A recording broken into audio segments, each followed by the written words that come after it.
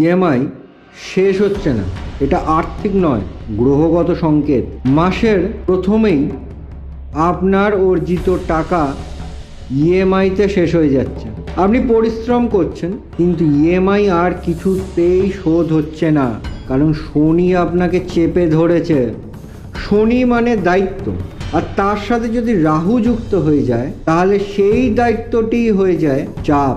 এই রকম অবস্থায় লোন নেওয়া, ভুল মানুষের জন্য লোন নেওয়া একটি অতীব চাপের কারণ হয়ে ওঠে, যার ইএমআই আপনি শেষ করতে পারেন না।